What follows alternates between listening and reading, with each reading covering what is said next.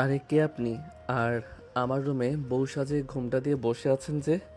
ওই পিচ্চি, আস্তে কথা বল, কেউ শুনে ফেলবে।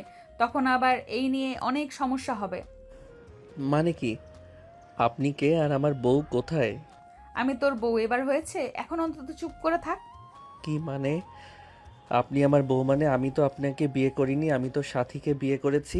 তাহলে আপনি কে? কথাটি বলেই যেই না স্বাধীন তার মাকে ডাকতে রুম থেকে বের হতে যাবে, অমনি নেহা এসে স্বাধীনকে পিছন থেকে শেরওয়ানি চেপে ধরে। আপনি আমার এইভাবে শেরওয়ানি চেপে ধরে রেখেছেন কেন? প্লিজ, মাকে বলতে হবে আপনার সঙ্গে বিয়ে হয়েছে মানে। যা বলার কালকে বলবি, আজকে চুপ থেকে এদিকে আয়। কথাটা বলেই নেহা স্বাধীনের শেরওয়ানির পিছন দিক থেকে ঝাটকা টান দিতেই স্বাধীন নিজের তাল সামলাতে না পেরে নেহাকে নিয়ে খাটের উপর পড়ে যায়। স্বাধীন চোখ বন্ধ করে ফেলে, মিটমিট করে তাকিয়ে দেখে নেহার উপর শুয়ে আছে, তার দিকে আশঙ্কিক এগিয়ে আসছে। এটা দেখে স্বাধীন নেহাকে ধাক্কা দিয়ে নেহার উপর থেকে উঠতে যাবে, অমনি নেহা স্বাধীনকে ধাক্কা দিয়ে শুইয়ে দিয়ে স্বাধীনের উপর উঠে শেরওয়ানি শক্ত করে চেপে ধরে। আরে আপু, তুমি আমার সাথে এরকম করছো কেন? প্লিজ আমাকে ছেড়ে দাও, আমার ভালো লাগছে না। মাকে বলতে হবে আমার বিয়ে সাথীর সঙ্গে নয়, তোমার সঙ্গে হয়েছে। আর তোমাকে তো চিনতেও পারছি না, কে তুমি? সব বুঝিয়ে বলবো, আগে এদিকে আয় তুই। মানে কি? দেখো আপু, তোমার মতিগতি আমার একদমই ঠিক লাগছে না। স্বাধীনের কথা শুনে নেহা তার জিপা দিয়ে নিজের ঠোঁট স্লাইড করতে লাগে। স্বাধীন বুঝে যায় যে তার আর রক্ষে নেই। নেহাকে তার উপর থেকে সরিয়ে দৌড় দিয়ে দরজার কাছে গিয়ে দেখে দরজায় লক করা। স্বাধীন পিছনে নেহার দিকে করুণ দৃষ্টিতে তাকায়, দেখে নেহা পায়ের উপর পা তুলে বসে আছে খাটের উপরে। কি ব্যাপার জুনিয়র হাজবেন্ড, যাচ্ছ না কেন? যার মার কাছে যাবেন না? যান, মার কাছে গিয়ে বলেন আমি অন্য মেয়ে, আর আপনার মেয়ের সঙ্গে বিয়ে হয়েছে আপনার। আরে আপু, তুমি কে? তোমাকে তো এর আগে কখনো আমি দেখিও নি, আর আমার বাসর ঘরে বউ সেজে রয়েছো। প্লিজ এরকম করো না। আর সাথী কোথায়? ও আমার জন্য অনেক কান্না করছে। তোর মতো ছেলেদের জন্য সাথী কান্না করবে? দেখ, ও আরেক ছেলেকে নিয়ে ফুর্তি করছে, তোর মতো ভয় পেয়ে জানলার কাছে গিয়ে মেয়ে মেয়ে বলে চিৎকার করছে না। মানে কি বলছো তুমি আপু? এসব একদম সাথীকে নিয়ে উল্টাপাল্টা কথা বলবে না। স্বাধীনের প্রশ্নে নেহা আর কোনো জবাব দেয় না, খাটের উপর থেকে দাঁড়িয়ে ধীরে ধীরে স্বাধীনের দিকে এগিয়ে যেতে লাগে আর নিজের ঠোঁট জিপা দিয়ে স্লাইড করতে লাগে। স্বাধীন ক্রমশ পিছনের দিকে যেতে লাগে। নেহা এক পর্যায়ে স্বাধীনের কাছে চলে যেতেই দু হাত দিয়ে স্বাধীনের দুহাত শক্ত করে দেওয়ালের সঙ্গে চেপে ধরে। স্বাধীনের ঠোঁট অনবরত কাঁপছে, আমতা আমতা করে বলে, আরে আপু, আপনি পাগল হয়েছেন নাকি? আমার সঙ্গে প্লিজ এইসব করবেন না। পাগল হতে যাব কেন? তোর সাথে বিয়ে হয়েছে, তুই আমার হাজবেন্ড, তো তোর সাথে করব না তো অন্য আরেক বেটার সাথে করব নাকি? কথাটা বলে নেহা স্বাধীনের সঙ্গে ঠোঁট লাগিয়ে দেয়। সেইভাবে প্রায় 5 মিনিট পার হয়ে যায়, স্বাধীনী কোনো রেসপন্স দেখে না। এটা দেখে নেহা স্বাধীনকে ছেড়ে দিয়ে হাঁপাতে হাঁপাতে বলে, শালা, তুই ছেলে নাকি এলিয়েন? বান্ধবীদের কাছ থেকে শুনেছি নাকি ছেলেদের শরীরে টাচ করলে উত্তেজিত হয়ে যায়, আর তোকে কিস করছি, তুই কিছুই করছিস না, মূর্তির মতো দাঁড়িয়ে আছিস। দেখেন আপু, যতই চেষ্টা করেন না কেন আমাকে কাবু করতে পারবেন না। কারণ আমার সব কিছু একমাত্র সাথী, ভাগিদার। আমি তার হক অন্য কাউকে দিতে পারবো না। আর আপনি কে বলছেন না কেন আমাকে? আমার রুমে এসে বউ সাজে রয়েছে, আবার আমার সঙ্গে উল্টাপাল্টা কাজ করছেন। সাথে সাথী তোর সাথী দেখ, অন্য আরেক ব্যাটাকে নিয়ে সুখে রাতে এনজয় করছে, আর তুই শালার সাথীকে নিয়ে পড়ে আছিস। ছোট থেকে ওর জন্য আমার জীবনটা পুরো ফেল হয়ে গিয়েছে, বড় হয়েও আজ ওর জন্য নিজের জীবনের সব থেকে মূল্যবান রাতটাও এইভাবে কাটাতে হচ্ছে। মানে? তোকে আর মানে মানে করতে হবে না, এখন আমি যা বলবো তুই শুধু রেসপন্স কর। আর একটা কথা মনে রাখ, তোর সঙ্গে আমার বিয়ে হয়েছে, এটাই সত্য। কথাটা বলে নেহা স্বাধীনের কাছে গিয়ে আবার শক্ত করে জড়িয়ে ধরে স্বাধীন তার কাছ থেকে নেহাকে সরানোর চেষ্টা করে, কিন্তু নেহা শক্ত করে জড়িয়ে ধরে থাকাই পারে না। এক পর্যায়ে স্বাধীন মাতাল হয়ে যায়, নেহার সঙ্গে রেসপন্স করতে লাগে। তখন নেহাকে কোলে করে খাটের উপর ফেলে দেয়। অবাক হয়ে যায় স্বাধীনের এমন ভয়ঙ্কর চাহনি দেখে। নিজ মনে মনে মনে বলতে লাগে, একটা ঘুমন্ত সিংহকে জাগিয়ে দিলাম না তো। কথাটা ভেবে মুচকে একটা হাসি দেয় স্বাধীন, তার শেরওয়ানি খুলে নেহার উপর ঝাঁপিয়ে পড়ে। এক এক করে নেহার শরীর থেকে শাড়ি খুলতে লাগে। নেহার কেন জানি অনেক ভালো লাগে স্বাধীনের মুখ তার পেটের সঙ্গে শক্ত করে চেপে ধরে রাখে। স্বাধীন আরও মাতাল হয়ে যায়, নেহার সঙ্গে রেসপন্স করতে লাগে। নিমিষেই দুজন হারিয়ে যায় ভালোবাসার এক অতল গভীরে। পরের দিন সকালবেলা স্বাধীন ঘুম থেকে উঠে নিজেকে আবিষ্কার করে নেহার বুকে। মিটমিট করে তাকিয়ে উঠতে বসতে মনে পড়ে যায় রাতের কথা। স্বাধীন সেইখানে আর না দাঁড়িয়ে থেকে দৌড় লাগাই ওয়াশরুমের দিকে। ঝর্ণা ছেড়ে গোসল করতে লাগে। অনেকটা সময় পার হয়ে যায়, কিন্তু কিভাবে ওয়াশরুম থেকে বের হবে কিছুই সঙ্গে নিয়ে আসে নাই। তখন ওয়াশরুমের দরজাটা হালকা একটু খুলে মাথা বের করে তাকিয়ে দেখে নেহা শাড়ি পরছে ঠিক করে। কি ব্যাপার, কি হয়েছে? এভাবে বাহিরে মুখ দিয়ে রেখেছো কেন? কিছু কি লাগবে? না মানে মানে ওয়াশরুমে এসেছি, সঙ্গে কিছুই নিয়ে আসিনি। ওই ওয়ার্ড্রোফের মধ্যে সব কিছু রাখা আছে, প্লিজ এনে দেবেন। ওয়েট, আমি দিচ্ছি। কথাটা বলি নেহা ওয়ার্ড্রপ থেকে স্বাধীনের জন্য প্যান্ট টি শার্ট গামছা নিয়ে আসতে লাগে। তখনই মুচকি একটা হাসি দিয়ে ওয়ার্ড্রপের কাছে গিয়ে ছোট্ট একটা প্যান্ট বের করে স্বাধীনের দিকে ইশারা করে বলে। এটাও কি লাগবে? স্বাধীন অনেকটা লজ্জা পায়, মাথা নিচু করে দিয়ে বলে, না লাগবে না, যা দিতে বলেছি তা দিন তো। তারপর নেহা ওয়াশরুমে দরজার কাছে এসে স্বাধীনকে কাপড় চোপড় দিতে লাগে। ঠিক তখনই স্বাধীন নেহার হাত থেকে কাপড় নিতে গিয়ে পিছলে পড়ে যেতে যাবে, অমনি নেহার হাত ধরে ফেলে। নেহাও তাল সামলাতে না পেরে ওয়াশরুমে স্বাধীনকে নিয়ে পড়ে যায়। এ মা গো, মাজাটা বুঝি গেল আমার। এইভাবে কেউ টান দেয় নাকি পাগল? না মানে সরি আপু, আসলে পিছলে পড়ে গিয়েছি। হয়েছে, আর ঢং করতে হবে না। বললেই হয় যে দুজন একসঙ্গে গোসল করব। নেহার কথা শুনে স্বাধীন চোখ বড় বড় করে ফেলে। নেহা ওয়াশরুমে দরজা লাগিয়ে দেয়। স্বাধীনের দিকে তাকিয়ে দেখে তার শরীরে বিন্দুমাত্র পোশাক নেই। স্বাধীন এটা দেখে অনেকটা লজ্জা পেয়ে যায়, গামছা দিয়ে শরীর ঢেকে ফেলে। এটা দেখে নেহা হাসতে হাসতে বলে, ঢেকে আর কি লাভ বল, যা দেখার কালকে রাতে সব তো দেখেই ফেলেছি।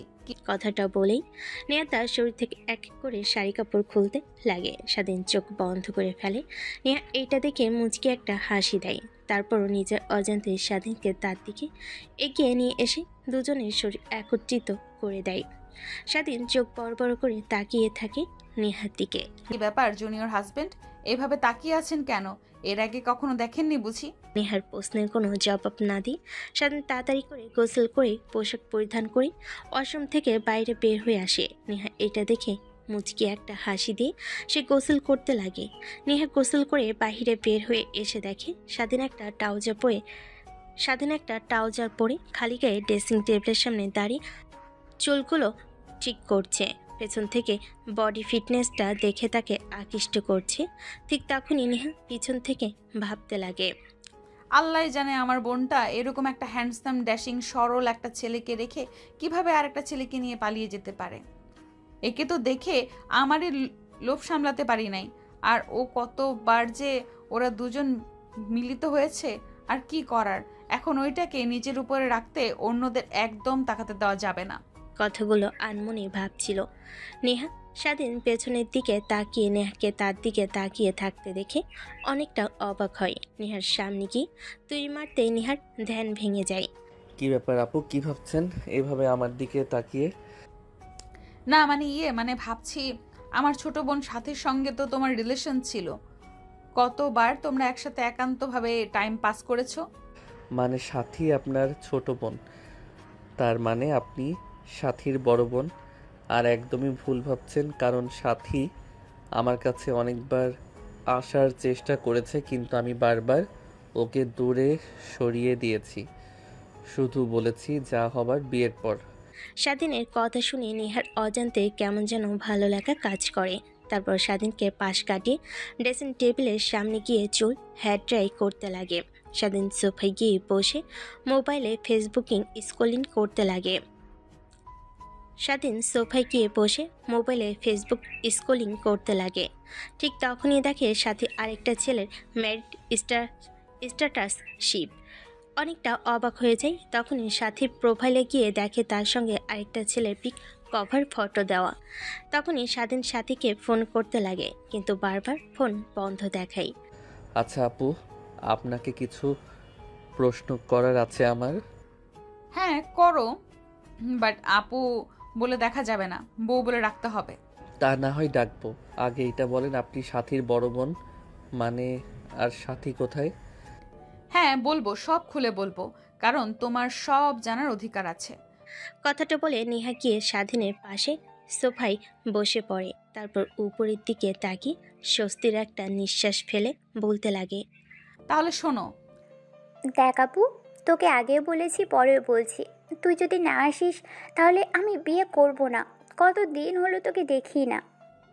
পাগল বোন আমার, দেখ এইসব কথা বলতে হয় না। আমি তো এখানে আর নিজের ইচ্ছাতে নেই, বুঝেছিস না কেন? বুঝছিস না কেন? আর 2টা মাস পর আমার ফাইনাল এক্সাম, তারপরে আমি একেবারে দেশে চলে যাব। না না না, এটা বললে একদমই হবে না। দেখ, তুই ছোট বোন হয়ে আমি বিয়ে করে ফেলছি তোকে রেখে। কেমন দেখায় না? প্লিজ তুই আই। কেমন দেখায় মানে? আমি তো কিছুই করব না, তোরা সুখে শান্তিতে থাক, এই দোয়াটা আমি সারাক্ষণ করি বোন। সেটা বললে আর হবে না, আমি যা বলেছি তাই করতে হবে।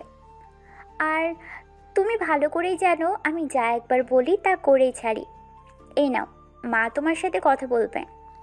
কি রে মা, অনেক ব্যস্ত বুঝি লেখাপড়া নিয়ে? মা বাবার কথা মনেই পড়ে না? হ্যাঁ মা, লেখাপড়ার অনেক চাপ, তাই তোমাদের ফোন দিতে পারছি না, সামনে পরীক্ষা তো। তাই বলে তুই সপ্তাহে একদিনও ফোন করবি না? তুই একদম চেঞ্জ হয়ে গিয়েছিস বিদেশে গিয়ে। শুরুতে তো যাইতেই চাচ্ছিলিস না, তোর বাবা জোর করে পাঠালো। আর এখন দেশে আসতে চাচ্ছিস না? ওইখানে আবার বিদেশে কোনো ছেলেকে বিয়ে টিয়ে করে ফেলিসনি তো আবার? দেখো মা, তুমিও না কি আজে বাজে কথা বলো। আমি কেন বিদেশি ছেলেদেরকে বিয়ে করে ফেলবো? দেশে কি ছেলেদের অভাব নাকি? বলা তো আর যায় না। আচ্ছা, এই নে তোর বাবা কথা বলবে। কি অবস্থা মা, কেমন আছিস? তুই আমাদের ভুলে গিয়েছিস? তোমাদের কখনো ভোলা যায় নাকি? আবার কি সব বলো। আসলে পড়ালেখার অনেক প্রেশার, সামনে ফাইনাল এক্সাম, তার কারণেই আর কি তোমাদের সঙ্গে কথা বলা হয়ে ওঠে না। আই এম সরি বাবা। সরি বললে আর হবে না, তোকে আসতেই হবে মা। সাথী অনেক রাগ করে আছে, ফোন রেখে রুমে গিয়ে দরজা লাগিয়ে দিয়েছে। তুই তো জানিস ও এক কথার মানুষ, তুই না আসলেও বিয়ে করবে না, একদম, এটা আমি ভালো করে জানি। আচ্ছা বাবা, আমি আসবো, এখন ফোন রাখি। কথাটা বলে নেহা ফোন কেটে দেয়। নেহার বাবা অবাক হয়ে যায়। মেয়ে বিদেশে যাওয়ার পর কেমন যেন পুরো চেঞ্জ হয়ে গিয়েছে। নেহার মায়ের সাথে এসব বিষয় নিয়ে কথা বলছিল, ঠিক তখনই দরজায় কলিং বেল দিতে লাগে। নেহার মা বলে, শেফালি, দেখ তো এই অবেলায় আবার কে আসলো? ধরেন না খালাম্মা, আমি দেখতাছি। কথাটা বলেই কাজের মেয়ে গিয়ে দরজা খুলে দেয়। সামনে নেহাকে দেখতে পেয়ে কাজের মেয়ে চিৎকার দিয়ে বলতে লাগে, খালাম্মা, খালুজান দেখেন ক্যাডা আইছে, নেহা আপা মনি আইছে। মানে নেহা কোথা থেকে আসতে যাবে? কথাটা বলে নেহার মা আর বাবা দৌড়ে দরজার কাছে গিয়ে দেখে নেহা দাঁড়িয়ে আছে। এটা দেখে নেহার মা নেহাকে অনেক শক্ত করে জড়িয়ে ধরে, কপালে চুমু দিয়ে বলতে লাগে, মা তুই তুই না ফোনে বললি আসতে পারবি না, তাহলে? তোমাদের সারপ্রাইজ দেওয়ার জন্য মিথ্যে কথা বলছি। দেখেছো নেহার মা, আমাদের মেয়ে বিদেশে গিয়ে পুরো চেঞ্জ হয়ে গিয়েছে।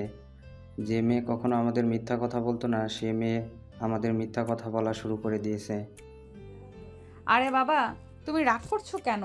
তোমাদের সারপ্রাইজ দেওয়ার জন্যই তো আমি মিথ্যে কথা বলেছি, আর তোমরা বলছো আমাকে ভুল ভাবছো। থাকবো না আমি, আর চলে যাব বিদেশে। পাগল মেয়ে, তোকে রাগানোর জন্য বলেছি মা, আয় এদিকে আয়। কথাটা বলে নেহার বাবা নেহাকে তার কাছে এগিয়ে নিয়ে এসে জড়িয়ে ধরে, কপালে একটা চুমু খায়। তারপরে লাগেজগুলো কাজের ছেলের ভিতরে নিয়ে আসে। তারপর নেহা ভিতরে গিয়ে বসার রুমে বসে তার মা বাবার সঙ্গে কথা বলতে লাগে। কি ব্যাপার মা? সাথী কোথায়? ওকে তো দেখতে পাচ্ছি না। আরে মা আর বলিস না, তুই আসবি না বলায় ও রেগে ফোন রেখে রুমে গিয়ে দরজা লাগিয়ে দিয়েছে। ডাকছি অনেক কিন্তু আসছে না। ও আচ্ছা, তাহলে এই ব্যাপার। ওয়েট, দেখাচ্ছি আমি।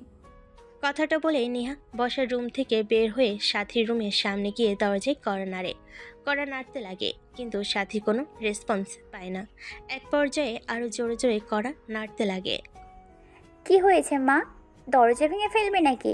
আমি তো বলছি আমাকে একটু একা থাকতে দাও, আর আপুকে বলো আসতে। কথাটা বলতে বলতে সাথী দরজা খুলে দেয়। সামনে নেহাকে দেখতে পেয়ে বাকরুদ্ধ হয়ে যায়। মূর্তির মতো সেখানেই দাঁড়িয়ে থাকে। ইয়ে মানে আপু, তুমি এখানে দাঁড়িয়ে মানে? হ্যাঁ, আমি জ্যান্ত একটা মানুষ, ভূত পেত নিয়ে আবার মনে করিস না। মা, বাবা, ভূত ভূত ভূত আমাদের বাড়িতে ভূত এসেছে, দেখো নিয়াপুর রূপে ভূত এসেছে। ধ্যাৎ পাগলি মেয়ে কোথাকার। আমি ভয় পেয়ে যাব কেন? আসলে তোকে আর বাবাকে সারপ্রাইজ দেওয়ার জন্য মিথ্যা কথা বলেছি। তার মানে তুমি আমার সত্যি আপু? কথাটা বলে সাথী লাফ দিয়ে নেহার উপর চড়ে বসে। তারপর শক্ত করে জড়িয়ে ধরে নেহাও সাথীকে জড়িয়ে ধরে। এভাবে আমাকে আর মা বাবাকে কষ্ট না দিলেও পারতে। জানো, আমার বিয়েতে তুমি আসবে না, কথাটা শুনে কত খারাপ লেগেছিল আমার। হ্যাঁ, বুঝতে পেরেছি, তার জন্যই তো চলে এসেছি। আমার একমাত্র বোনের বিয়ে আর আমি আসবো না? কথাটা বলে দুজন হাসাহাসি করতে করতে নিচে চলে আসে। তারপর মা বাবার সঙ্গে বসে নেহা আড্ডা দিতে লাগে। এভাবেই অনেকটা সময় পার হয়ে যায়। দেখতে দেখতে বিয়ের সময় ঘনিয়ে আসে। নেহা তার রুমে শুয়েছিল। অনেক বেলা হয়, উঠে বসার রুমে আসে। বসে সাথীর জন্য অপেক্ষা করতে লাগে কিন্তু সাথী আসে না। তখনই সাথীর দরজায় গিয়ে কর্নারতে দরজা খুলে যায়। নেহা খাটের দিকে ভালোভাবে তাকিয়ে দেখে দুইটা চোখ লাল হয়ে আছে। এটা দেখে নেহা বলে, কিরে, তোর আবার কি হয়েছে? এইভাবে দুই চোখ লাল করে ফেলেছিস কেন? না মানে ইয়ে আপু, আমার দুই চোখে কি যেন পড়েছিল, তাই লাল হয়ে গিয়েছে, এছাড়া বেশি কিছু না। দেখ, আমি ছোট মানুষ না যে তুই আমাকে যা বোঝাবি আমি তাই বুঝতে পারবো। এখন বল কি হয়েছে? সামনে তোর বিয়ে, আনন্দ খুশি থাকার কথা, না থেকে কান্না করছিস কেন? না মানে কিভাবে তোমাকে যে বলবো কথাটা আপু বুঝতে পারছি না। এত হেয়ালি বাদ দিয়ে বল কি হয়েছে আমাকে। তারপর সাথী দরজা দিয়ে মুখ বের করে এইদিকে ওইদিক তাকিয়ে কাউকে দেখতে না পেয়ে দরজা লাগিয়ে দিয়ে নেহার হাত ধরে খাটে নিয়ে বসিয়ে বলে, আপু, এই বিয়েটা আমি করতে পারবো না। মানে কি বলছিস তুই? তোর মাথা ঠিক আছে তো নাকি? তোর এই বিয়েতে সম্পূর্ণ মত ছিল, বাবা বলেছে তোর বিয়ের কারণে সবাইকে দাওয়াত দেওয়া শেষ, কালকে বিয়ে, আর আজকে তুই এইসব কথা বলছিস আমাকে? দেখ, পাগলামি করিস না বোন, তোর কারণে বাবার মান সম্মান নষ্ট হোক, এটা আমি কিন্তু চাই না। দেখো, আমি হয়তো বা স্বাধীনের সঙ্গে বিয়ে হলে সুখী থাকবো, কিন্তু বিশ্বাস করো আমি একদমই জ্যান্ত লাশ হয়ে যাব। আমি স্বাধীনকে আগে থেকে চিনি, একসঙ্গে লেখাপড়া করেছি, এর কারণেই ওর পিক দেখার সঙ্গে সঙ্গে আমি রাজি হয়ে যাই। অনেক ভালো ছেলে, অনেক ব্রিলিয়ান্ট স্টুডেন্ট, কলেজে সব সময় টপ করতো। হ্যাঁ, বুঝতে পারলাম, বাট কি হয়েছে হঠাৎ করে? তুই বিয়ে করবি না? আপু, আমি একজনকে ভালোবাসি, আর ও আমাকে বলেছিল যে ও আমাকে ভালোবাসে না, আমার দেহকে ভালোবাসে। তার কারণে রেগে আমি বিয়ে করতে রাজি হয়ে যাই, কিন্তু ওর কর্মকাণ্ড দেখে তা আমার একদমই মনে হয় না। দেখি ঘুরঘুর করে এখনও আমার আশেপাশে। কাল বলেই ফেললো যে আসলে আমাকে ভালোবাসে সে, এই বিয়েটা করতে না করলো। তাই আমি আর স্বাধীনকে বিয়ে করতে পারবো না আপু, তুমি কিছু একটা করো প্লিজ। এখন আমি কি বলবো বল? বাবা কেমন তা তো তুই ভালো করেই জানিস। এখন যদি বলতে চাস, তোকে জ্যান্ত পুঁতে রাখবে। দেখো আপু, আমি যদি ওকে না পাই তাহলে আমি মরে যাব। কথাটা বলে নেহাকে জড়িয়ে ধরে কান্না করতে লাগে সাথী। নেহা নিজেও বুঝতে পারেনি কিভাবে সাথীকে সান্ত্বনা দেবে। এভাবে অনেকটা সময় পার হয়ে যায়। নেহার মা এসে দরজায় কড়া নাড়ে। সাথী নিজেকে সামলে নিয়ে দরজা খুলে দিতে নেহার মা তাদেরকে খাবার খেতে বলে। তারপর সাথী আর নেহা দুজনেই নিচে চলে যায় খাবার খাওয়ার জন্য। এভাবে রাতটা পার হয়ে যায়। পরের দিন সকালবেলা চারিদিকে ধুমধাম, এক এক করে প্রত্যেককে আত্মীয় চলে এসেছে, সাথে দরজা খোলার কোনো নামগন্ধ নেই। দুপুরের দিকে যখন বিউটি পার্লার থেকে লোক আসে সাথীকে সাজানোর জন্য, তখন দেখা যায় শতবার করা নাড়ানোর পরও দরজা খোলে না। নেহার অনেক চিন্তা হতে লাগে। তখনই তার বাবাকে বলেই দরজা ভেঙে ভিতরে ঢুকে দেখে কেউ নেই। ওয়াশরুমে খুঁজেও কাউকে পায় না। তখন নেহার বাবা মুচকি একটা হাসি দিয়ে বলতে লাগে সবাইকে উদ্দেশ্য করে, শুধু শুধু চিন্তা করছিলাম, আমার তো মনেই নেই সাথী তো অন্য আরেকটা পার্লারে গিয়েছে সাজার জন্য, ওর পছন্দের পার্লার, আমার মনে ছিল না। আচ্ছা মা, তোমরা যেহেতু এসেছো খাবার খেয়ে আর টাকা নিয়ে যেও। নেহার বাবার কথা শুনে সবাই শান্তির নিঃশ্বাস ফেলে যে যার কাজে চলে যায়। সবাই চলে যেতে নেহার বাবা সোফায় ঠাস করে বসে পড়ে। নেহা দরজা লাগিয়ে দেয়। তার বাবার পাশে এসে বসতেই নেহার বাবা বলে, মারে সাথী কোথায় গিয়েছে তোরা জানিস? আর বিয়ের দিন, এখন একটু পর বরযাত্রী চলে আসবে, আর ও কোথায় পালালো? তারপর নেহা তার বাবাকে সাথীর বলা সব কথাগুলো বলতে লাগে। নেহার বাবা কথাগুলো শুনে মাথায় হাত দিয়ে বসে থাকে। ঠিক নেহার নজর যায় টেবিলের উপরে রাখা একটা কাগজের দিকে। নেহা উঠে চিঠিটা হাতে নিয়ে দেখে সাথীর লেখা একটা চিঠি। আপু, তুমি হয়তোবা যখন এই চিঠিটা পড়বে তখন আমি হয়তোবা অন্য কোনো একটা শহরে বিয়ে করে নিয়ে ফেলেছি। আমি জানি বাসার সবাই, মা বাবা, তুমি অনেক রাগ করে আছো আমার উপর, কিন্তু এছাড়া আমার আর কোনো উপায় ছিল না। বাবা মাকে বললেও বাবা রাজি হতো না, তাই চলে এসেছি সবাইকে না বলে। আর একটা কথা, স্বাধীন ছেলেটা অনেক ভালো, কোনো মেয়ের সঙ্গে কখনো ওকে ওঠা বসা করাও দেখিনি। সরল সোজা একটা ছেলে, এর কারণেই আমি রাজি হয়েছিলাম। আরও আমি বলি কি, তুমি বিয়ে করে ফেলো স্বাধীনকে, তাহলে তুমি অনেক সুখী হবে। দেখো, আমার কথা মিলিয়ে নিও তুমি। ইতি, তোমার ছোট বোন সাথী। চিঠিটা পড়ে নেহা পিছন দিক ফিরে তার বাবাকে দেখে চিন্তিত হয়ে বসে আছে। তখনই নেহা তার বাবার পাশে বসে বলতে লাগে, বাবা চিন্তা করো না, সাথী গিয়েছে তো কি হয়েছে, আমি তো আছি, আমাকে না হয় বিয়ে দাও সাথীর জায়গায় বসিয়ে। কি বলছিস মা এসব? তুই তুই বিয়ে করবি মানে? আর ওরা তো সাথীকে পছন্দ করেছিল, আর ছেলেটা সাথীর সমবয়সী ছিল, অর্থাৎ তোর থেকে অনেক জুনিয়র, প্রায় 3 বছরের। দেখো এই যে চিঠি, সাথী আর একটা ছেলের সাথে পালিয়ে বিয়ে করে ফেলেছে। এখন তুমি কোথা থেকে বের করবে সাথীকে এই অল্প সময়ের মধ্যে?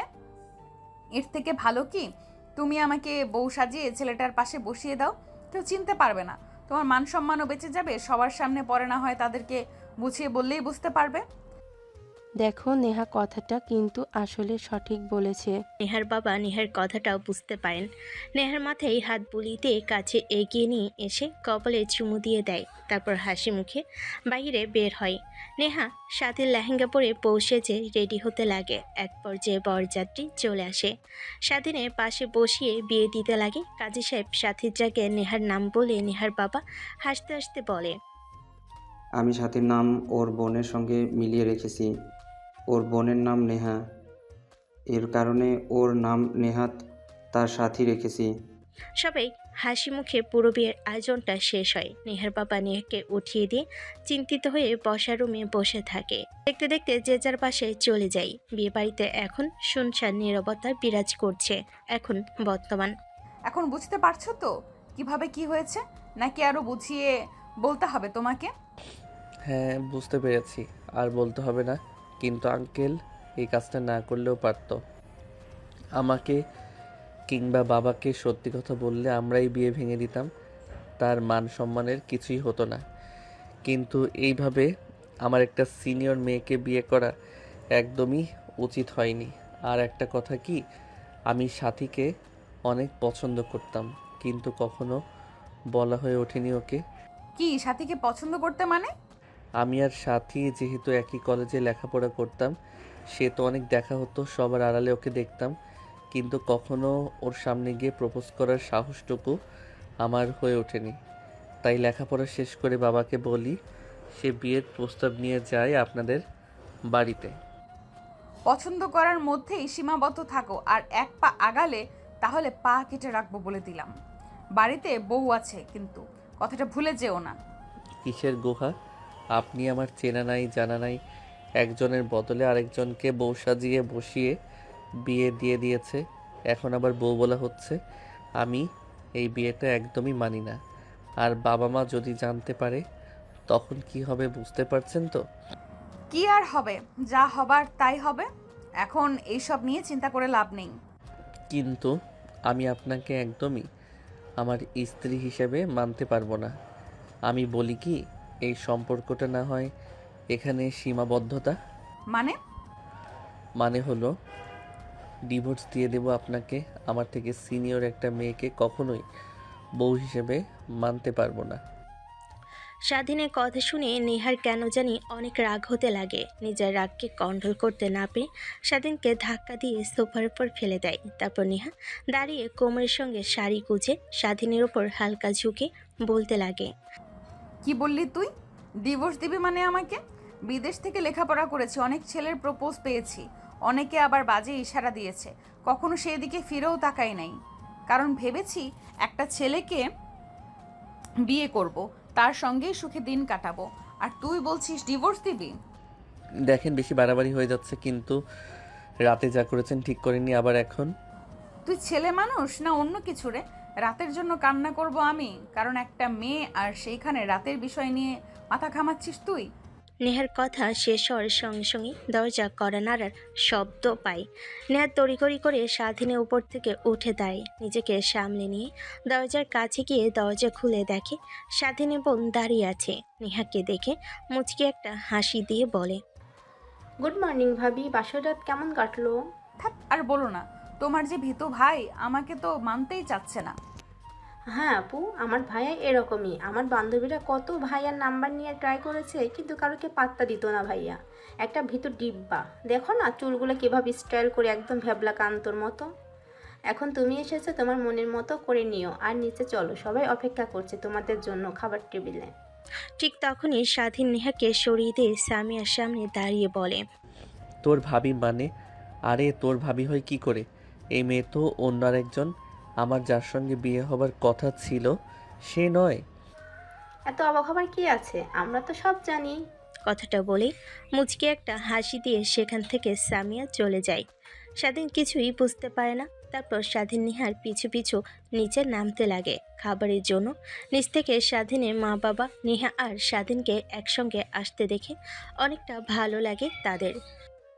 নেহার বাবার কথা শুনে অনেক কষ্ট পেয়েছিলাম, কিন্তু নেহা মামুনি দেখি সাথীর থেকেও অনেক সুন্দর, এবং স্বাধীনকে আর নেহাকে মানিয়েছে বেশ, তাই না? হ্যাঁ, তুমি ঠিক বলেছো। দেখো দুজনকে কেমন মানিয়েছে।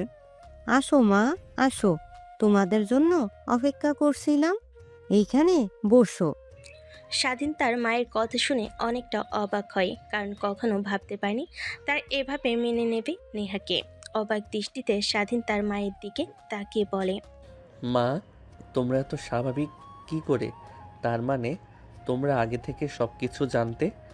না রে বাবা, কিছুই জানতাম না। তোর শ্বশুর বাড়ি থেকে আসার সময় তোর শ্বশুর আর শাশুড়ি আমাকে আর তোর বাবাকে ডেকে নিয়ে গিয়ে সব কথা বলে। আমরা বুঝতে পারি, আমরাও চাইনি আমাদের মান সম্মান নষ্ট হোক, তাই মেনে নিয়েছি। এখন দেখ, যা হবার তা তো হয়েছে। তুই নেহা মামুনিকে নিয়ে সুখে শান্তিতে থাক, এই দোয়াটাই করি। আর নেহা মামুনি কিন্তু সাথী মামুনির থেকেও অনেক সুন্দর দেখতে, আর তোমাদের দুজনকে অনেক ভালো মানিয়েছে বাবা। স্বাধীনের মায়ের কথা শুনে অনেক রাগ হতে লাগে। খাবারের প্লেটে হাত ধুয়ে উঠে যায় নেহা, হাত চেপে ধরে। স্বাধীন হ্যাঁচকা টান দিয়ে নেহার হাত সরিয়ে ফেলে। স্বাধীনের মা বাবা সবাই অবাক হয়ে যায়। গটগট করে স্বাধীন তার রুমে চলে যায়। দেখো মা, আমার ছেলের কর্মকাণ্ডে তুমি যেন কষ্ট পেও না। স্বাধীন অনেক রাগী, কিন্তু ভেতর থেকে অনেক ভালো। হয়তো বা একটু সময় পর মানিয়ে নেবে ঠিকই। তোমাকে দেখো। আমি কিছুই মনে করিনি মা, স্বাধীনের জায়গায় যে কোনো ছেলে থাকলে ঠিক একই কাজই করতো।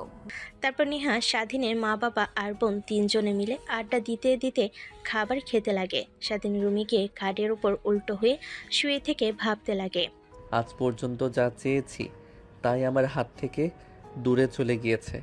শেষমেশ পছন্দের মানুষকে চাইলাম, সে হতে গিয়েও হলো না। দেখ তোর কি দোষ, ও তোকে ভালোবাসিনি, এর কারণে তো আর অন্য কোনো মেয়েকে কষ্ট দেওয়া যাবে না।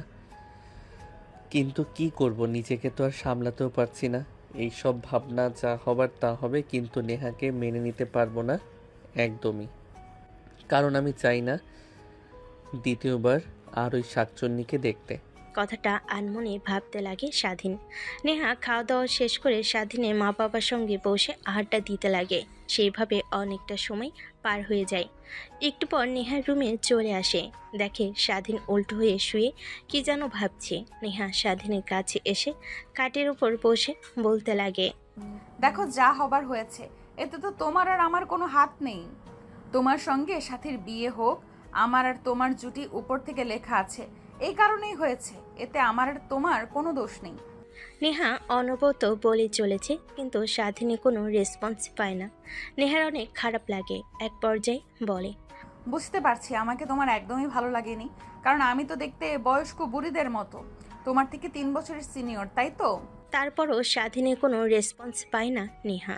নেহা স্বাধীনের গায়ে হাত দিতে স্বাধীন রেগে নেহার হাত সরিয়ে দিয়ে খাট থেকে উঠে রুম থেকে বেরিয়ে যায়।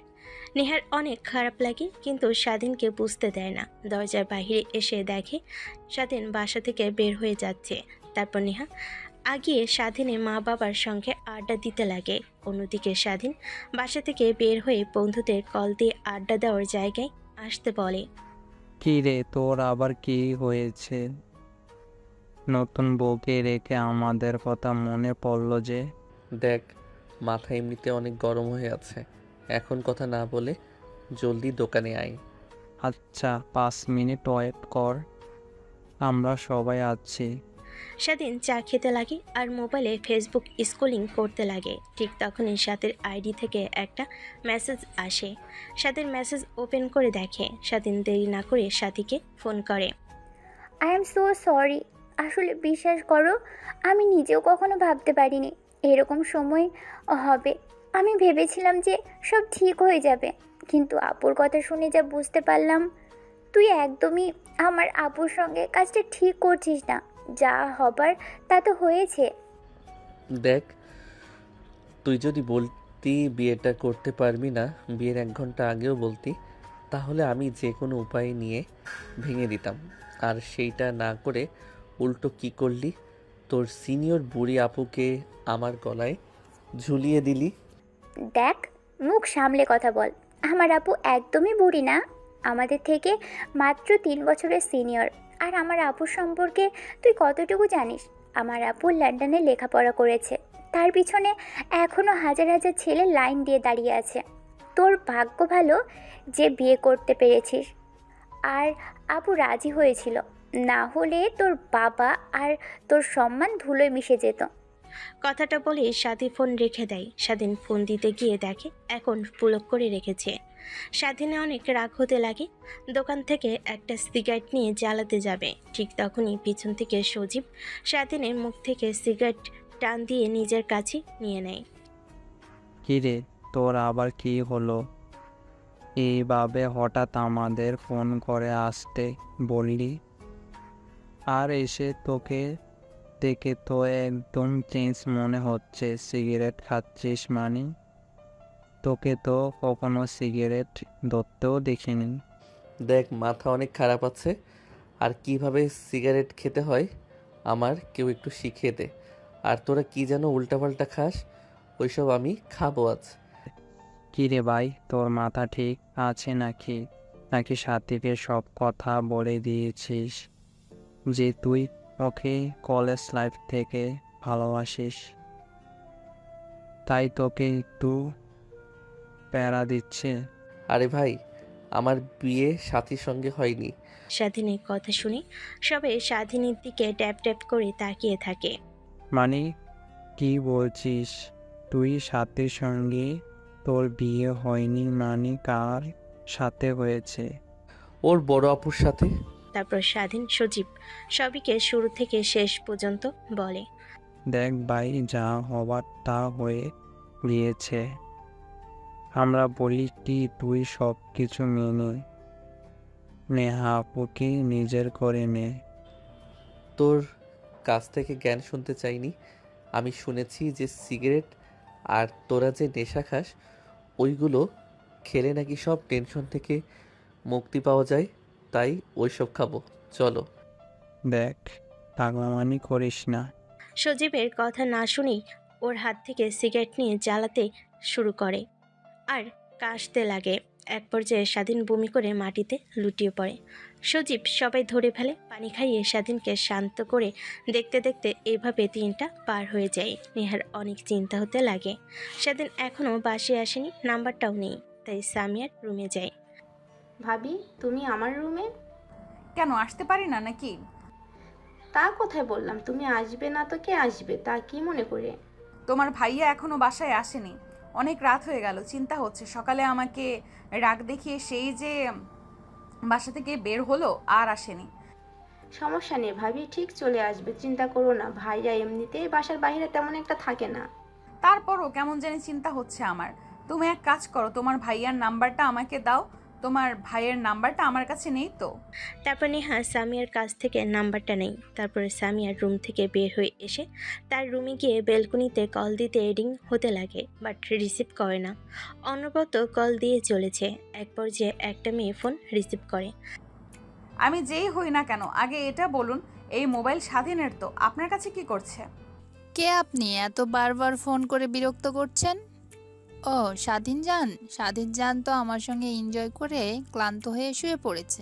আপনি এক কাজ করেন, কয়েক ঘন্টা পরে ফোন করেন। তারপর মেয়েটা ফোন কেটে দেয়। নেহা অবাক হয়ে যায়, অনেক রাগ হতে লাগে। রেগে ফোনটাও ফ্লোরে ছুঁড়ে মারে। এইটা ভালো ছেলে নিজের বউকে রেখে অন্য মেয়েদের সঙ্গে রাত কাটায়, আর সবাই কি বলে স্বাধীন অনেক ভালো ছেলে, ওর ডিভোর্স দিতে হবে না, উল্টো আমি ওকে ডিভোর্স দিয়ে দিব। কথাটা আনমনে ভাবতে লাগে নেহা। এভাবে অনেকটা সময় পার হয়ে যায়। রাত যখন 2টা বাজে, দরজার কলিং বেল দিতে লাগে। নেহা রুম থেকে বের হয়ে দরজা খুলে দেখে স্বাধীন নিজের তাল সামলাতে না পেরে এদিক ওইদিক অনবরত তুলতে লাগে। ঠিক তখনই নেহার দিকে এগিয়ে আসতেই নেহা স্বাধীনকে জড়িয়ে ধরে। স্বাধীনকে এক হাত দিয়ে অন্য হাত দিয়ে দরজা লাগিয়ে দিয়ে স্বাধীনকে নিয়ে রুমে শুয়ে দেয়। আরে সালা, তোদের বলেছিলাম তোরা যে নেশা করিস ওইটা দে, উল্টো তোরা কি দিলি আমাকে? শুধু মাথা ঘোরায়। আর এই মেয়েটাকে সরে যেতে বল, ওকে দেখতে ইচ্ছে করছে না আমার। স্বাধীনের কথা বলার ধরন দেখে বুঝতে পারি স্বাধীন ড্রিঙ্কস করেছে আর এইসব মাতাল অবস্থায় বলছে। নেহার কেন জানি অনেক কষ্ট হতে লাগে স্বাধীনের এই করুণ দৃশ্য দেখে। খাটে আর না শুয়ে সোফায় ঘুমানোর চেষ্টা করে, কিন্তু ঘুম আসে না। বেলকনিতে গিয়ে দাঁড়িয়ে বাহিরে তাকিয়ে থাকে। রাতে পুরো শহরটা নিস্তব্ধ হয়ে আছে। মাঝে মাঝে দমকে একটা বাতাস এসে পুরো শরীরকে শিহরিত করে দিচ্ছে। আমার কারণে একটা ভালো ছেলে খারাপ পথে যাবে তা আমি কখনো নিজের চোখে দেখতে পারবো না। আমি বুঝতে পেরেছি আমাকে মানতে না পেরে সে ড্রিঙ্কস করেছে। আমার উচিত হবে স্বাধীনের জীবন থেকে সরে যাব। কথাগুলো ভাবতে ভাবতেই কিভাবে যে রাত পেরিয়ে যায়। চারিদিক থেকে আজানের সুমধুর আসতে লাগে। নেহা রুমে গিয়ে গোসল করে ফ্রেশ হয়ে নামাজ পড়তে লাগে। নামাজ পড়ে মোনাজাতে স্বাধীনের সুখ কামনা করতে লাগে। ঠিক তখনই স্বাধীনের ঘুম ভেঙে যায়। নেহা মোনাজাত ধরে কান্না করছে আর কি যেন বিপি করে বলছে। নেহার নামাজ পড়ে শেষ হলে উঠে পিছনের দিকে তাকিয়ে দেখে স্বাধীন উঠে গেছে। নেহা জায়নামাজ উঠিয়ে বলে, ও তুমি উঠে গেছো? আচ্ছা যাও, ওয়াশরুম থেকে ফ্রেশ হয়ে এসো, ড্রিঙ্কস করেছো, পুরো শরীর দিয়ে গন্ধ বের হচ্ছে। নেহার কথা শুনে স্বাধীন তার সাথে মুখ গুজে মুখে দেখে দুর্গন্ধ, নিজের নাক সিটকে ওঠে। তারপর দৌড়ে ওয়াশরুমে চলে যায় গোসল করতে, কিন্তু জামা কাপড় কিছুই নিয়ে আসেনি। তাই মাথা বের করে নেহার কাছে জামা কাপড় চাইতে নেহা দেয়। সেদিন জামা কাপড় পরিধান করে বাহিরে বের হয়ে আসে। নেহা নিচে কিচেন রুমে গিয়ে কফি বানিয়ে স্বাধীনকে দিতে লাগে। আমি জানি তুমি আমাকে মেনে নিতে পারবে না কখনোই। আমি তোমার থেকে অনেক সিনিয়র। প্রত্যেকটা ছেলের স্বপ্ন থাকে তাদের থেকে জুনিয়র কিংবা সমবয়সী মেয়েকে বিয়ে করার। তোমার বেলায় তা একদমই ভিন্ন। তা আমি চাই না তোমার কারণে একটা ছেলের জীবন নষ্ট হোক। তুমি যা চাচ্ছ ডিভোর্স, তা তুমি পেয়ে যাবে। আমার একটা বন্ধু উকিল, তার সঙ্গে কথা বলেছি। আমাদের না হলেও 6 মাস একসঙ্গে থাকতে হবে, তারপর ডিভোর্স সম্ভব, এর আগে নয়। এই 6টা মাস অন্তত আমাকে সহ্য করে নাও, তারপর না হয় তোমার কাছ থেকে দূরে চলে যাব। নেহার কথাই স্বাধীন কিছুই বলে না। স্বাধীনের নেহার কথা যেন তার বুকে এসে তীরের মতো বিদ্ধে লাগে। সহ্য করতে না পেরে বেলকনিতে গিয়ে কফি খেতে লাগে আর বাইরের দিকে তাকিয়ে থাকে। অনেক দিন হয় সে সকালের এই পরিবেশটা উপভোগ করে না। আজ যেন তাকে এক অন্য জগতে নিয়ে আসছে। পাশে তাকিয়ে দেখে নেহা দাঁড়িয়ে কফি খাচ্ছে। কেন জানি নেহার দিকে তাকিয়ে অপলক দৃষ্টিতে তাকিয়ে থাকে স্বাধীন। নেহা দেখেও না দেখার ভান করে কফি খেতে লাগে। অন্যদিকে স্বাধীন আনমনে ভাবতে লাগে নেহার দিকে তাকিয়ে। কে বলবে ইনি আমার থেকে সিনিয়র? দেখে তো মনে হচ্ছে যেন সাথী বড়, ইনি ছোট। আচ্ছা, আমি কি পারি না নিজের জীবনসঙ্গী হিসেবে বাকিটা পথ এনার হাত ধরে? কি মায়াবী চেহারা, মায়াবী চাহনি। স্বাধীন, কি ভাবছিস এসব? তুইও তো নিজেও তোকে রিকোয়েস্ট দিতে স্বীকার করেছে। তার মানে নেহাও চায় না তোর সঙ্গে বাকিটা জীবন চলতে? স্বাধীন নেহার দিকে আর না তাকিয়ে বাহিরের দিকে তাকিয়ে কথাগুলো ভাবতে লাগে। দেখতে দেখতে 2টা দিন পার হয়ে যায়। নেহা স্বাধীনের মার সঙ্গে রান্না করছিল। ঠিক তখনই দরজার কলিং বেল দেয়। নেহা দরজা খুলে দেখে তার মা বাবা। নেহা তার মা বাবাকে জড়িয়ে ধরে। মা বাবা কেমন আছো তোমরা? আমাকে ভুলেই গিয়েছো। ছোট মেয়ের রাগ বুঝি আমার উপর দেখাচ্ছ? আরে মা, তা হতে যাবে কেন? আসলে সব ঠিকঠাক করতে দেরি হয়ে গেল, তাই আসতে পারিনি। তাহলে না করলে ফোন বা মেসেজ, না কোনো খবর নেই, 2 দিন পর এসেছো। আরে মা, রাগ করিস না। তোর বাবা এমনিতেই অনেক রেগে আছে তোর বোনের ওপর, বুঝতেই তো পারছিস। আর তোর শ্বশুর শাশুড়ির সামনে কোন মুখ নিয়ে দাঁড়াবো? ছোট মেয়েকে বিয়ে দেওয়ার কথা বলে অন্য আরেক মেয়েকে বিয়ে দিয়েছি। কি যে বলো না মা। জানো, আমার শ্বশুর শাশুড়ি অনেক ভালো, আমাকে মেনে নিয়েছে। তারা আমাকে তোমাদের মতো অনেক ভালোবাসে। তারপর নেহা তার মা বাবাকে নিয়ে বসার রুমে কথা বলতে লাগে। ঠিক তখনই স্বাধীন নিচে নামে। নেহার বাবা মা পিছন থেকে ডাকতে লাগে। স্বাধীন দেখে না দেখার ভান করে বাহিরে চলে যায়। মা, স্বাধীন অনেক রেগে আছে, তাই না? তোকে মেনে নেয়নি? কি যে বলো না মা, তুমি হয়তো বা কোনো কাজ, তার কারণেই তড়িঘড়ি করে চলে গিয়েছি, কিছু মনে করো না। কথাটা বলে নেহার রান্নাঘরে চলে যায়। তারপর রান্না করতে লাগে। প্রায় 2 ঘন্টা পর খাবার টেবিলে সাজিয়ে রুমে গিয়ে দেখে স্বাধীন খাটের উপর শুয়ে মোবাইলে কি যেন করছে। তখনই নেহা ওয়াশরুমে গিয়ে গোসল করে স্বাধীনের সামনে বসে বলতে লাগে, কিছু কথা বলার আছে। দেখো, আমি চাইলে তোমার মা বাবার সঙ্গে অনেক খারাপ ব্যবহার করতে পারতাম, কিন্তু করিনি। মানিয়ে নেওয়ার চেষ্টা করেছি। তো তুমিও আমার মা বাবার সাথে খারাপ ব্যবহার করবে না। তারা যেন বুঝতে না পারে যে আমরা 6 মাস পর একে অপরের থেকে দূরে চলে যাব। নেহার কথা শুনে স্বাধীন বাধা দিয়ে হাত ইশারা করে, তারপর নিচে চলে যায়। স্বাধীন অবাক হয়ে যায়, ভাবতে লাগে, এনার আবার কি হলো? মাথা কি পুরোটাই গেছে নাকি? কী সব বলছে? যাই বলুক না কেন, ঠিকই তো বলছে। তাহলে ভালো ব্যবহার করতে হবে তাদের সামনে। কথাটা ভেবেই স্বাধীনের রাতের কথা মনে পড়ে যায়। তড়িঘড়ি করে স্বাধীন ওয়াশরুমে চলে যায়। গোসল করে বাইরে চলে আসে। পোশাক পরিবর্তন করে রুমের মধ্যে আর ভালো না লাগে নিচে এসে দেখে সবাই বসে আড্ডা দিচ্ছে। স্বাধীন সোফায় বসতেই নেহার বাবা বলতে লাগে, বাবা, জানি অনেক কষ্ট পেয়েছো, কারণ আমার মেয়ে সাথীর সঙ্গে বিয়ে হবার কথা ছিল। তোমার সেটা না হয়ে নেহার সঙ্গে বিয়ে দিয়েছি। কি আর বলবো, সাথীকে তোমার ছবি দেখিয়েছিলাম। তোমরা একে অপরের সঙ্গে কথা বলেছিলে, রাজিও হয়েছিলে, কিন্তু কিভাবে কি হলো নিজেও জানি না। প্লিজ আমাকে ক্ষমা করে দিও। আরে আঙ্কেল, ক্ষমা চাচ্ছেন কেন? এখানে তো আপনার কোনো দোষ দেখতে পাচ্ছি না আমি। তারপরও স্বাধীন ও নেহার বাবা মার সঙ্গে কথা বলতে লাগে। হাসি মুখ নিয়ে নেহার অনেক ভালো লাগে। দেখতে দেখতে 3টা পার হয়ে যায়। বিকেলের দিকে স্বাধীন রুমে বসে মোবাইলে ফেসবুক স্ক্রলিং করছিল। তখন নেহা রুমে এসে বলে, জামা কাপড় কোনগুলো লাগবে বলেন, আমি সব গুছিয়ে দিচ্ছি। মানে? বাবা আর মা আমাদের বাসায় নিয়ে যেতে এসেছে। একটা বিয়ের পরম্পরা আছে না, সেটার জন্য আমাদের বাসায় যেতে হবে।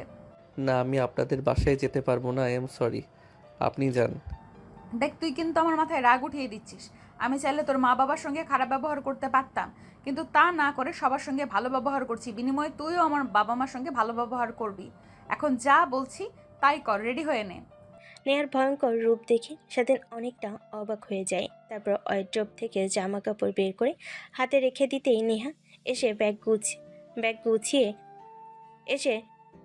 গুছিয়ে ব্যাগে পুরে নেয়।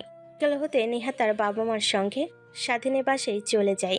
দরজার কলিং বেল দিতেই কাজের মেয়ে এসে দরজা খুলে বলতে লাগে, আপামনি আর ম্যাডাম আপনারা আইছেন? আমি তো আরও আপনাকে ফোন করতে নিছিলাম। ছোট ম্যাডাম একটা পোলারে নিয়ে আইছে, আপনাদের খোঁজ খবর নিচ্ছে। কিন্তু আপনারা তো নেহা আপুর বাসায় গিয়েছেন, এইটা বলেছি। ওনারা তাদের রুমে বসে আছে। মানে সাথী এসেছে? হ্যাঁ। নেহার বাবার রাগ মাথায় উঠে যায়। রেখে সাথী রুমের সামনে এসে দরজা কড়া নাড়তে সাথীর দরজা খুলে দেয়। ঠাস ঠাস করে থাপ্পড় লাগিয়ে দেয়। পিছু পিছু স্বাধীন নেহার মা আসে। তোর কত বড় সাহস, আমাদের না জানিয়ে আরেকটা ছেলেকে বিয়ে করেছিস, আবার সেই ছেলেকে নিয়ে আমার বাসায় এসেছিস। তোর জন্য আমার সবার সামনে মান সম্মান ডুবতে বসেছিল। যদি ভাগ্যিস নেহা বিয়েটা না করতো। বাবা, আমার ভুল হয়েছে, তার কারণেই তোমাদের কাছে ক্ষমা চাইতে এসেছি। আমাকে ক্ষমা করে দিও। কিন্তু তোমরা নেই, তাই ভাবলাম একটু ওয়েট করি, যদি তোমরা আসো। কথাটা বলে সাথী তার জামাইকে নিয়ে হাত ধরে তার বাবাকে পাশ কাটিয়ে বের হতে যাবে।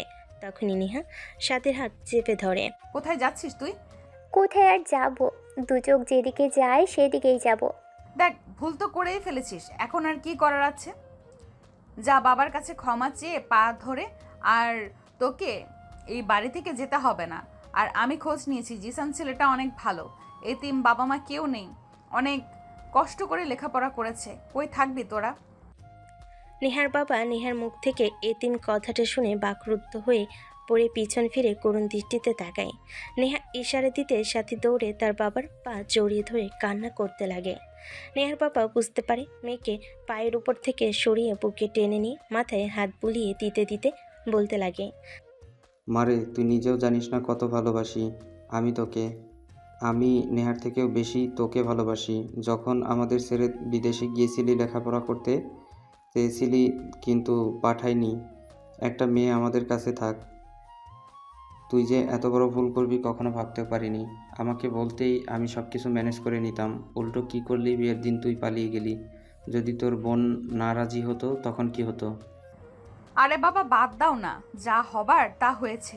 আমি সুখে আছি, আর তুমি ওদের সুখের জন্য দোয়া করো, এতেই হবে।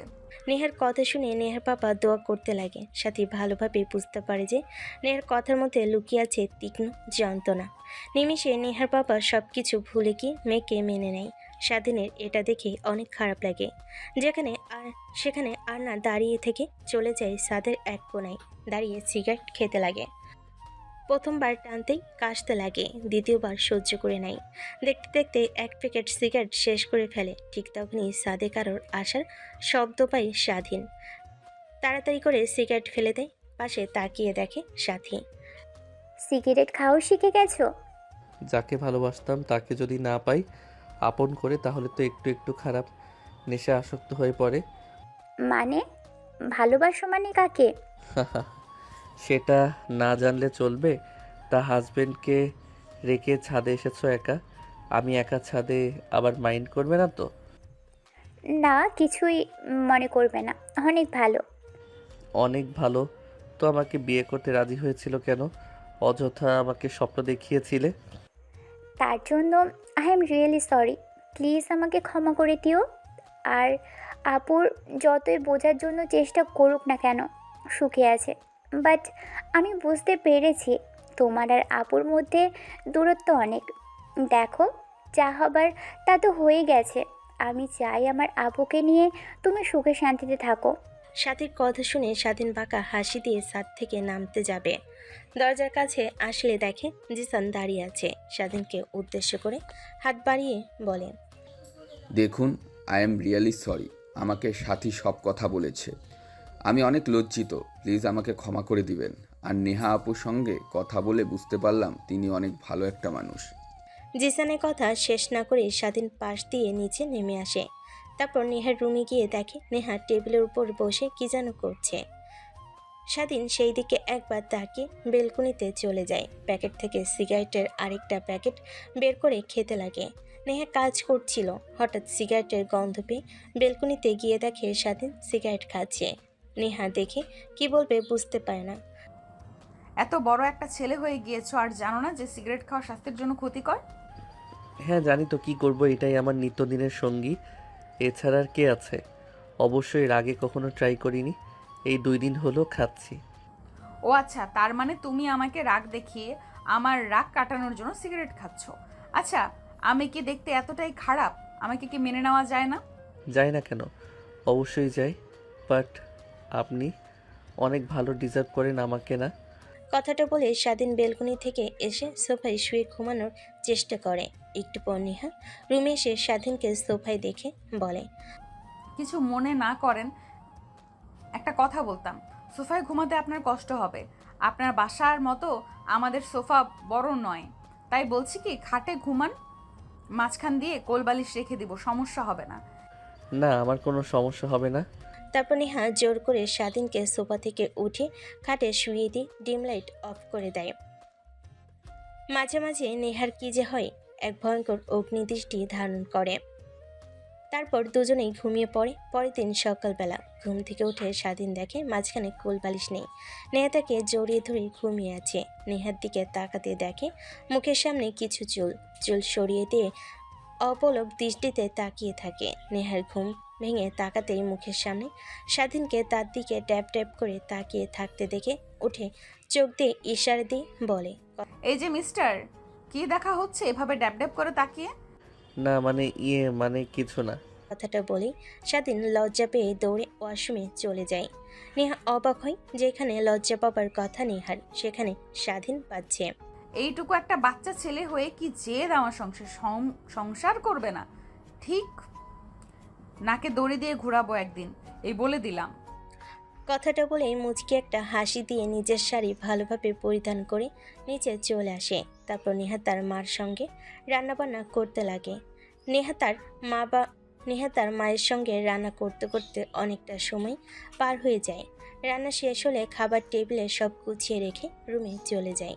রুমে গিয়ে দেখে স্বাধীন বসে মোবাইলে গেমস খেলছে। নেহা সেই দিকে একবার তাকিয়ে ওয়াশরুমে চলে যায়। গোসল করে ড্রেসিং টেবিলের সামনে বসে চুলগুলো হেয়ার ড্রাই করতে লাগে। গেম খেলতে খেলতে হঠাৎ নেহার দিকে নজর যেতেই শাড়ির ফাঁক দিয়ে কোমরের স্বাধীনের চোখ আটকে যায়। সেই দিকে অপলক দৃষ্টিতে তাকিয়ে থাকে।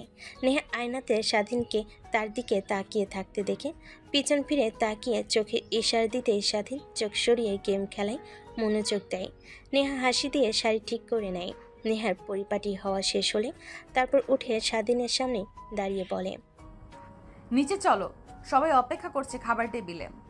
স্বাধীন গেম খেলা বন্ধ করে নিচে চলে যায়। দেখে সবাই বসে আছে, তাদের দুজনের জন্য অপেক্ষা করছিল। স্বাধীন যেতেই সবাই খেতে লাগে। ঠিক তখনই নজর যায় সাথীর দিকে, দেখে জিসানকে খাইয়ে দিচ্ছে। নেহা দেখে মুচকে একটা হাসি দিয়ে চোখে ইশারা দিতে সাথী চুপ থাকতে বলে। এমন সময় নেহার বাবা বলতে লাগে, যাক, আমার 2 মেয়ে সুখে আছে, এটা দেখে অনেক ভালো লাগছে। দোয়া করি তোরা দুজনেই যেন এমন সুখে শান্তিতে চিরদিন কাটাতে পারিস। এখন চিন্তামুক্ত হলাম। তুমি একদম ঠিক কথা বলেছ। দেখতে দেখতে খাবারের পর্ব শেষ হয়ে যায়। খাওয়া দাওয়া শেষ করে সবাই মিলে আড্ডা দিতে লাগে। স্বাধীন চুপ করে সবার কথা শুনে নেহা তার প্রয়োজনে রুমে যেতে নিয়েছিল। তখনই সিঁড়িতে তার পা মুচকে পড়ে যায়। সবাই দৌড়ে নেহার কাছে যায়। কি হয়েছে তোর, ঠিক আছিস তুই? ঠিক আছি, আসলে হঠাৎ পা পিছলে মুচকে গিয়েছে মনে হয়। কোন দিকে মন দিয়ে যে হাঁটাচলা করিস আল্লাহই জানে। কোন দিকে আর দেবে মা, দুলা ভাইয়ের দিকেই মনোযোগ ছিল, তাই হয়তো পা পিছলে পড়ে মচকে গিয়েছে। স্বাধীর কথা শুনে সবাই লজ্জা পেয়ে চলে যায়। স্বাধীন ঘটঘট করে উপরে উঠতে লাগে। নেহা কেন জানি অনেক রাগ হতে লাগে। উঠতে গিয়েও পায়ে প্রচণ্ড ব্যথায় আবার পড়ে যায়। আহ বলে ওঠে। স্বাধীন পেছনের দিকে তাকিয়ে কেন জানি নেহার প্রতি অনেক মায়া জন্মে। তারপর নিচে এসে নেহাকে কিভাবে রুমে নিয়ে যাবে বুঝতে পারে না। দুলা ভাই, এভাবে কি দেখছেন? আপু তো হাঁটতে পারবে না, আপনি কোলে করে রুমে নিয়ে যান, আর আমি মলম নিয়ে আসছি। যেই কথা সেই কাম। স্বাধীন নেহাকে কোলে তুলে নিয়ে রুমে নিয়ে যায়। নেহা স্বাধীনের গলা জড়িয়ে ধরে বুকের ঘন ঘন হৃদস্পন্দন শুনতে লাগে। রুমে নিয়ে গিয়ে খাটের উপর শুয়ে স্বাধীন বেলকনিতে দাঁড়িয়ে আশপাশে দেখতে লাগে। সাথী এসে নেহার পায়ে মলম লাগিয়ে দেয়। আপু, তুই যতই ভালো দেখাস না কেন, আমি ভালো করেই জানি তুই একদমই সুখে নেই। দেখ, তোর জীবন আমার কারণে নষ্ট হয়েছে। আমি বলি কি, যদি স্বাধীন তোকে পছন্দই না করে, অবহেলা যদি করে, তাহলে ডিভোর্স দিয়ে দে। সাথী কথা শুনে নেহার অনেক রাগ হতে লাগে। নিজের রাগ দমাতে না পেরে ঠাস ঠাস করে থাপ্পড় লাগিয়ে দেয়। সাথী অবাক হয়ে দু হাত দিয়ে দুগাল চেপে ধরে। বেলকুনি থেকে সব কথা শুনছিল স্বাধীন। আমাকে কি তোর মতো মনে হয়? মা বাবা যেইভাবেই হোক আমাদের দুজনের বিয়ে দিয়ে দিয়েছে, তো ও আমার স্বামী, আমার উচিত তাকে নিজের করে আপন করে সর্বক্ষণ নিজের সঙ্গে রাখা। আর তুই বলছিস ডিভোর্সের কথা? আজ তুই আমার ছোট বোনের জন্য বেঁচে গেলি, না হলে তোকে যে কি করতাম। সরি আপু, তোমাকে যদি মনে কষ্ট দিয়ে কোনো কথা বলে থাকি তার জন্য। হয়েছে, এখন সরি বলতে হবে না। যা রুম থেকে একটু একা থাকতে দে। নেহার ধমকে সাথে রুম থেকে চলে যায়। স্বাধীনের কেন জানি নেহার বলা প্রত্যেকটা কথা অনেক ভালো লাগে, কিন্তু নেহাকে বুঝতে দেয় না। বেলকনি থেকে সিগারেট খাওয়া শেষ হলে রুমে এসে গেমস খেলতে লাগে। নেহার চোখ বন্ধ করে ঘুমানোর চেষ্টা করে, কিন্তু স্বাধীনের ফোনের শব্দে ঘুম আসে না। 4 মাস পর। আপু, আমার এই বজ্জাত ভাইয়াকে তুমি কিভাবে বশ করেছো বলো তো? আগে তো অফিসের কথা শুনলেই ভয়ে পালাতো, বাসায় আসতো না। 15-20 দিন কোথায় থাকতো আল্লাহ জানে। আর এখন কি না অফিস ছাড়া কিছুই বোঝে না। দেখো সবাই বসে টিভি দেখছে আর উনি ল্যাপটপ অন করে কাজ করছে। সামিয়ার কথা শুনে স্বাধীনের বাবা মা সবাই হাসতে লাগে। এভাবেই সময় পেরিয়ে যায়। খাবার টেবিলে সবাই খাবার খাচ্ছিল। হঠাৎ নেহা খাবার টেবিল থেকে উঠে দৌড়ে বেসিনের সামনে গিয়ে বমি করতে লাগে। এটা দেখে স্বাধীন অবাক হয়ে যায়। স্বাধীনের মা ধরে নেহার কাছে গিয়ে ধরে মাথায় হাত বুলিয়ে দিতে লাগে আর বলতে লাগে, মা, তুমি ঠিক আছো? কি হয়েছে তোমার? এভাবে খাবার টেবিল থেকে উঠে এসে বমি করছো যে? জানি না আম্মু কি যে হয়েছে, বেশ কিছুদিন হলো খাবার খেলে বমি বমি অনুভব হয়। আজকে বমি হয়ে গেল। তা কতদিন হলো? আর অনেক টক খেতে ইচ্ছে করে বুঝি? প্রায় 1 মাস হবে। আর হ্যাঁ, আমি টক একদমই পছন্দ করতাম না, আর কেন জানি এখন অনেক খেতে ইচ্ছে করে।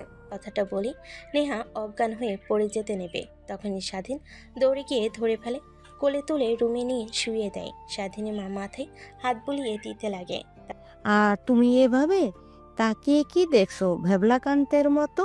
ডাক্তারকে ফোন করে তাড়াতাড়ি আসতে বলো। ও সরি, আমার মনে ছিল না।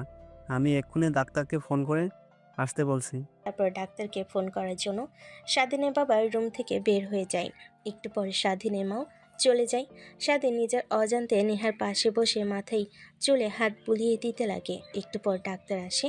নেহাকে ভালোভাবে পর্যবেক্ষণ করে হাসি মুখ নিয়ে বলে, এত চিন্তিত হবার কোনো কারণ নেই, সুখবর আছে। আগে মিষ্টি খাওয়ান আমাকে। মানে কি বলছেন আপনি? মিষ্টি খাওয়াবো মানে? আর সুখবর? সুখবর নেহা মামুনি প্রেগনেন্ট, 4 মাসে সন্তান তার পেটে। কথাটা শুনে রুমের মধ্যে থাকা সবার মুখে হাসি ফুটে ওঠে, শুধু স্বাধীন ব্যতীত। নেহার চোখের আড়াল হয় না। স্বাধীনের বাবা ডাক্তারকে টাকা দিয়ে মিষ্টি খাওয়ার জন্য আরও কিছু টাকা দিয়ে দেয়। ডাক্তার হাসি মুখে চলে যায়। মানে অনেক খুশি, পূর্ব পাড়া মহল্লার সবাইকে মিষ্টি খাওয়াবো। আরে থামো থামো, পাগল হয়েছো বুঝি?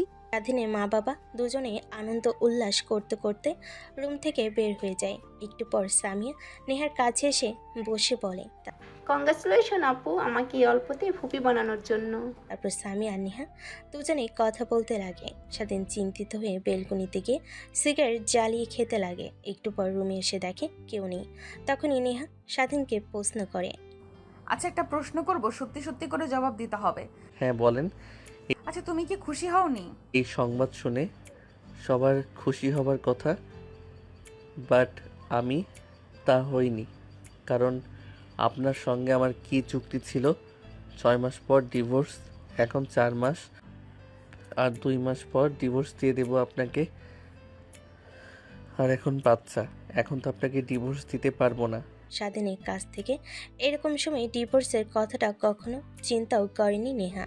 নেহা শোয়া থেকে উঠে স্বাধীনের কাছে গিয়ে ঠাস ঠাস করে থাপ্পড় লাগিয়ে দিয়ে বলে, তোমার মন পাওয়ার জন্য এত কিছু করলাম, ভেবেছিলাম বেবি আসলে সব ঠিক হয়ে যাবে। আর এই সুখের কথা শুনেও তুই কি বলছিস ডিভোর্সের কথা? যা, তোকে ডিভোর্স দিয়ে দিব। আর এই বেবি আমার, এই কথা একদমই চিন্তা করবি না। আর কখনো যেন আমার বাচ্চার বাবার অধিকার নিয়ে কখনো আমার কাছে তুই যাস না। কথাটা বলে নেহা লাগেজ গুছিয়ে রুম থেকে বের হয়ে যায়। স্বাধীন আটকানোর বিন্দু মাত্র চেষ্টা করে না।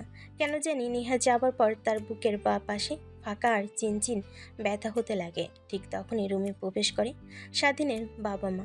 কিরে বাবা, কি হয়েছে? নেহা মামুনি যে চলে গেল, পিছন থেকে অনেক ডাকলাম কিন্তু কোনো কথাই শুনলো না। কি হয়েছে তোদের মধ্যে? না মানে দেখ, তোদের মধ্যে কি হয়েছে সেটা আমি জানতে চাই না, আর চাইবও না। শুধু এটুকুই বলবো যে একটা সম্পর্ক টিকিয়ে রাখার জন্য অনেক বিশ্বাস করব না হয়, আর সম্পর্কটা শেষ করার কখনো সমাধান আসে না। আমি বলেছি নিজেদের মধ্যে ভুল বোঝাবুঝি মিটিয়ে নেই। নেহা মামুনিকে নিয়ে আয়। হ্যাঁ, তোর বাবা তো ঠিক বলছে।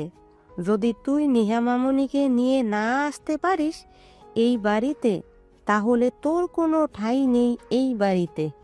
স্বাধীন বুঝতে পেরেছে যে তার জীবনে নেহা এক অধ্যায়, তাই দেরি না করে রুম থেকে বের হয়ে গাড়ি স্টার্ট দিয়ে সোজা নেহার পাশে চলে যায়।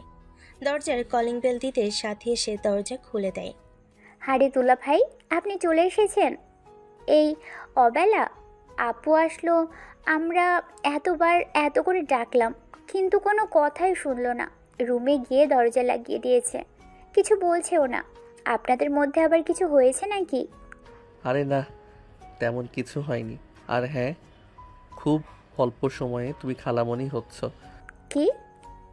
হ্যাঁ, কথাটা বলেই স্বাধীন সাথীকে পাশ কাটিয়ে নেহার রুমের সামনে গিয়ে দরজায় কড়া নাড়তে লাগে। কিন্তু নেহা দরজা খুলে না, অনবরত কড়া নাড়ায়। নেহা রেগে দরজা খুলে দেয়। সামনে স্বাধীনকে দেখে আরও রেগে ঠাস করে দরজা লাগাতে যাবে, অমনি স্বাধীন হাত দিয়ে দরজা আটকে দেয়। নেহার রুমে ঢুকে দরজা লাগিয়ে নেহার দিকে তাকাতেই নেহার ঠাস ঠাস করে থাপ্পড় লাগিয়ে দেয়। বলে, এখন আবার কি চাস তুই?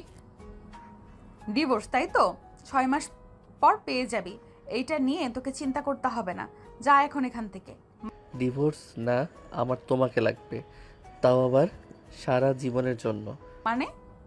ওয়েট, দেখাচ্ছি। কথাটা বলে স্বাধীন নেহাকে কোলে করে খাটের উপর ফেলে দেয়। তারপর নেহার উপর ঝাঁপিয়ে পড়ে। প্রায় 2 ঘন্টা পর নেহার উপর স্বাধীন শুয়েছিল। এমন সময় নেহার ধ্যান ভাগতে স্বাধীনকে তার উপর থেকে সরিয়ে দিয়ে বলে, ও আচ্ছা, তাহলে এর জন্য এসেছিস। দেহ লাগবে, সমস্যা নেই। ডিভোর্স না হওয়া পর্যন্ত আসিস, ভোগ করে চলে যাস, কিছুই বলবো না। স্বাধীন নেহার কথাটা শুনে রেগে নেহার মুখ চেপে ধরে তারপর বলতে লাগে, হয়েছে, আর একটাও বাজে কথা শুনতে চাই না। অনেক বলেছ কথা, এখন আমার কথা শোনো। আই এম সরি, আসলে আমি বুঝতে পারিনি, তোমার আসার পর সব বুঝতে পারি। আর প্লিজ আমাকে ক্ষমা করে দাও। স্বাধীনের কথা শুনে নেহা করতে লাগে। রেগে নেহা স্বাধীনের হাত মুখ থেকে সরিয়ে দিয়ে বলে, আরে ভূতের মুখে রাম নাম।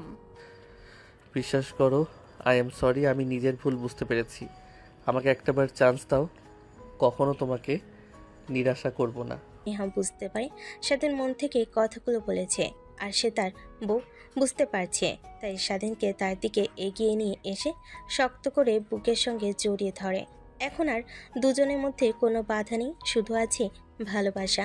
বাকিটা আর জানতে হবে না। যদি জানতে চান তাহলে বিয়ে করুন। আর কেমন হয়েছে গল্পটা অবশ্যই বলতে ভুলবেন না। আল্লাহ হাফেজ।